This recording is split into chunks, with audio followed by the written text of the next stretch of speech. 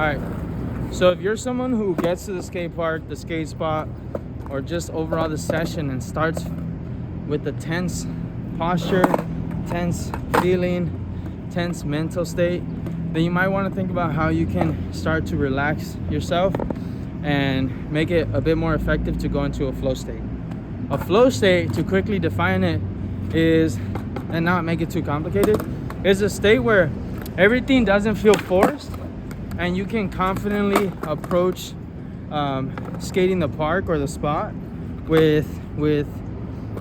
without fear of falling. You know, falling is gonna happen regardless if you think so or not, but it's important that as we skateboard, we're not scared of falling or scared of messing up, because usually when we're scared, when our body's scared, whether you think so or not, you're just holding this very tense posture, which doesn't allow for fluid movements that you need, even when you're doing something simple like an ollie, right? If you start doing an ollie but you can't get a little low, then it's gonna be much harder to pop and just effectively navigate the skate session. So what I want you to do, so that you can reduce and maybe even just release yourself from that tension, is think about how you can you move all your whole body. So maybe that's skating switch a bit, you know, you're gonna open up the opposite side.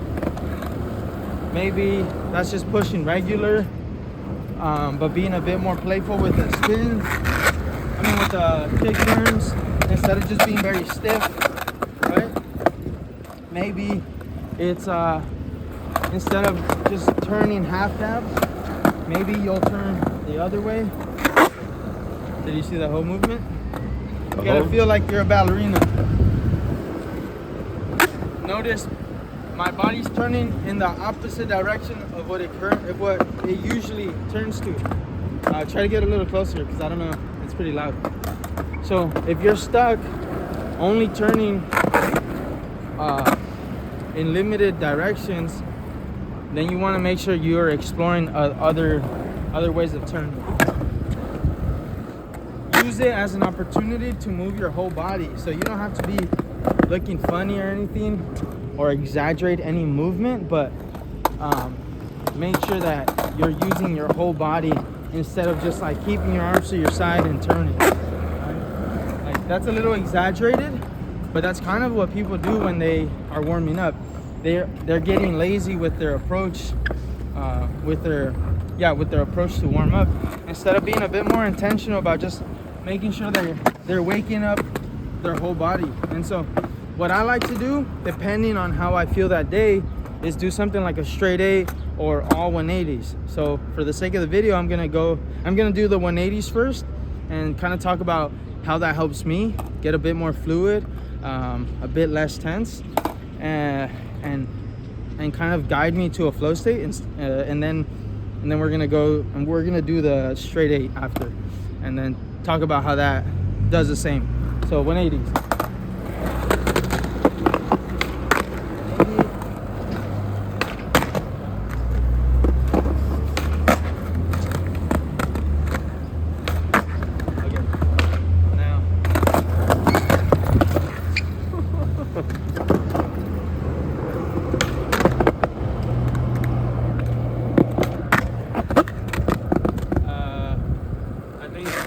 Back 180.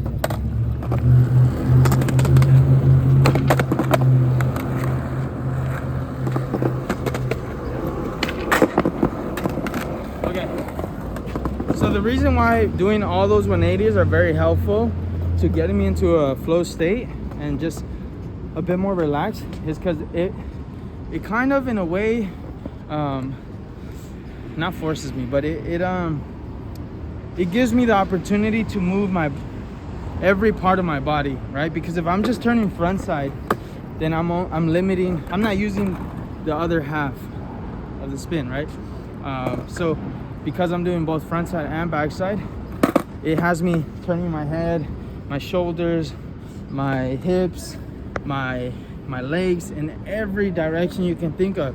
And so I think it's a great warm-up so that you slowly are able to, to get to ask yourself questions like, oh, well, how did I feel in this position? Or how did I feel when I did a switch back 180 instead of maybe a switch front 180?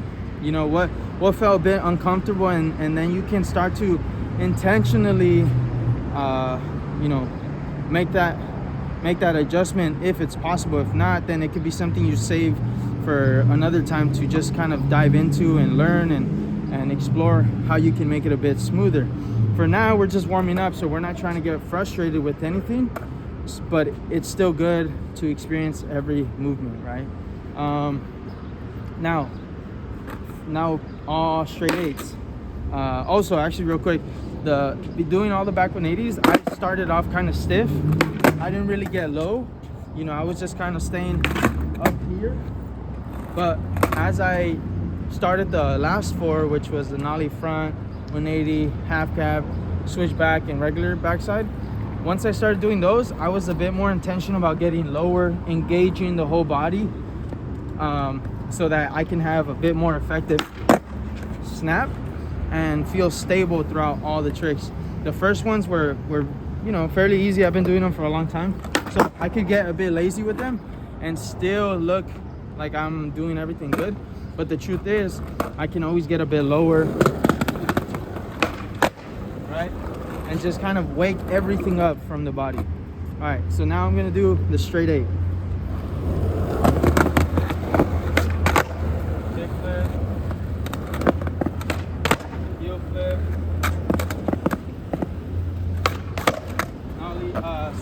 nollie flip. That was clean. Huh? That was clean. Nollie heel. That looks slow motion. Fakie flip. Get on my other side.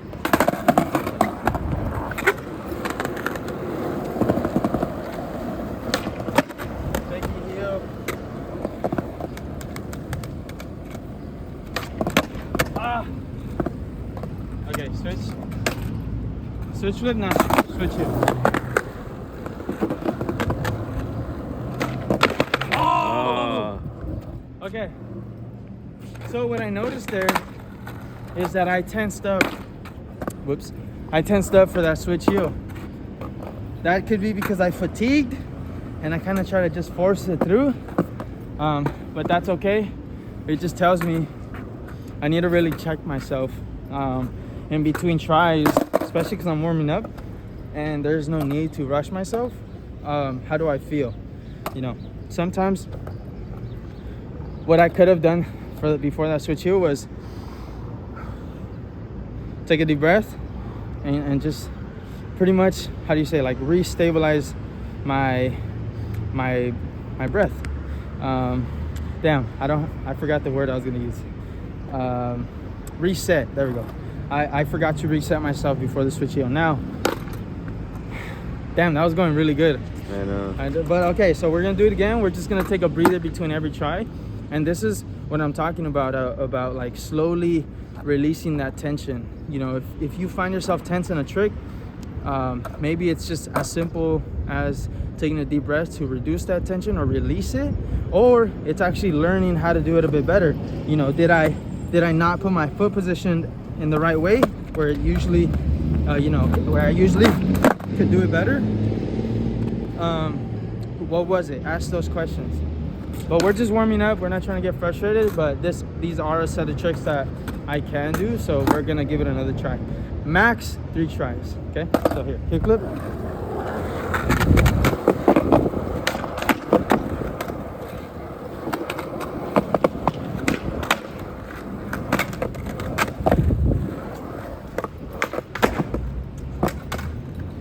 Man, the nollie flips do feel good. Yeah. Okay, nollie heel.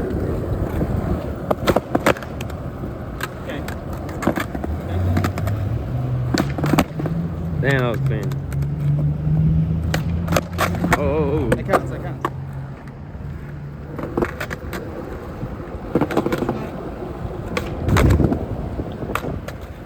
Last one. Okay, I forgot to take the breath. I got excited. Yeah. You noticed that, right? Yeah. I was just hyped on everything. How it was coming out. I was surprising myself. Okay, max 3 tries. As you can see, the switch heel is well, actually it rotates. It goes from nollie heel to switch heel. That, you know, gets difficult, but You end up getting tense, huh? yeah, I get, like, even right now, I feel that, like, I'm here. You want to make sure you need a reset to make sure you're not tense. tense, Yeah. but engaged, because they could be kind of Right. There's a difference between being here, ready, engaged, versus like here, but also like closed off and tense and very like you're forcing everything. So it's not the same thing.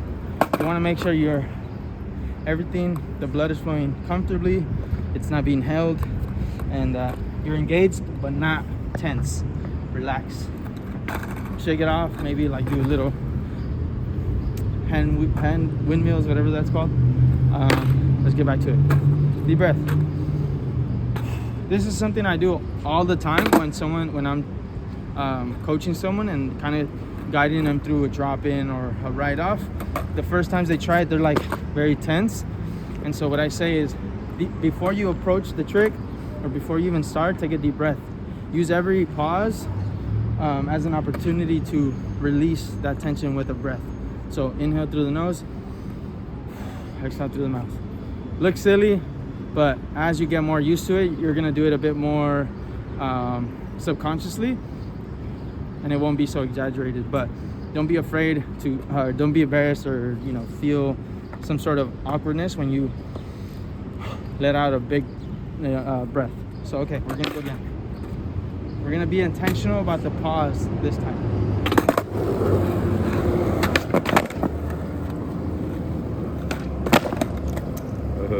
Pause. I didn't pause. I didn't pause.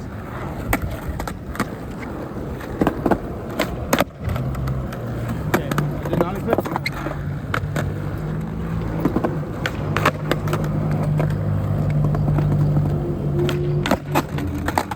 didn't pause. I was about to tap. I did. It didn't look like it, but I breathed it. Nah, I think you rushed the pause. Okay, one more. We can be super.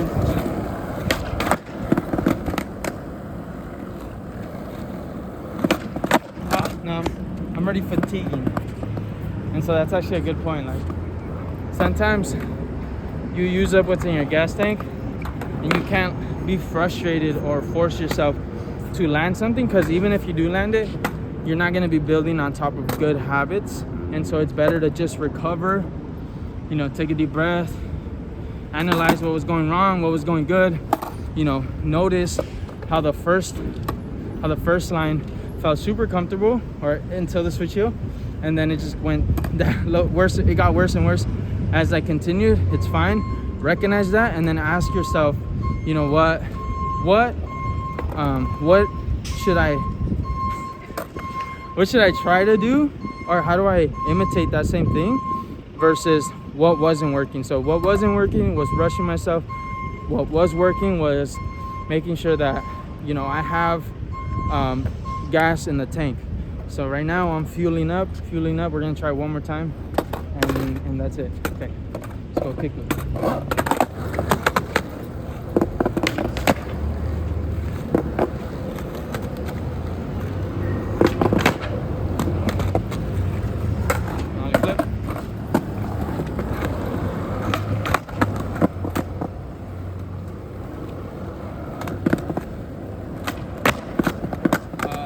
Okay, that's all 4.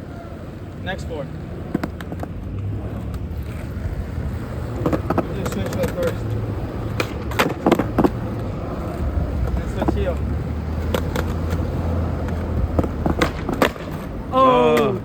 Okay, breather. I'm getting excited. Fake flip, and then switch heel.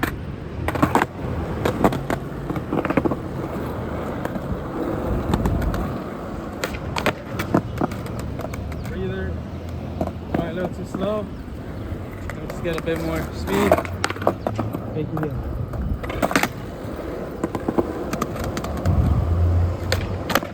Alright, sick. Perfect. I feel good. You don't hear me out of breath. That little recovery period was essential.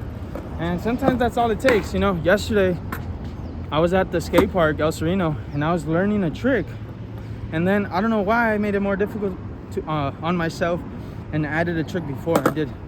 It was a tray flip on the quarter pipe, and then I was trying to do the half cap 50 back 180 out, instead of just focusing and recollecting myself so that I'm completely just worried about the half cap 50 back 180 out.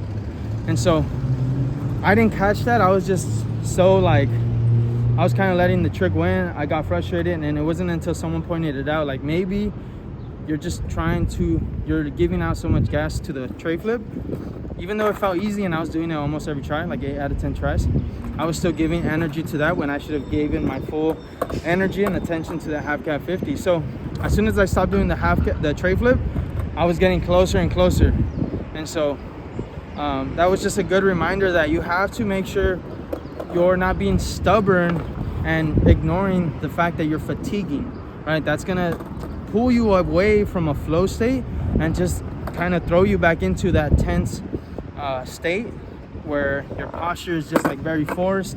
Your tricks aren't coming out the way that you want them. You know, sometimes they don't come out with pop because you can't even engage yourself comfortably because you're so tense. So you're like stuck here instead of going down and being, you know, effective with your movements.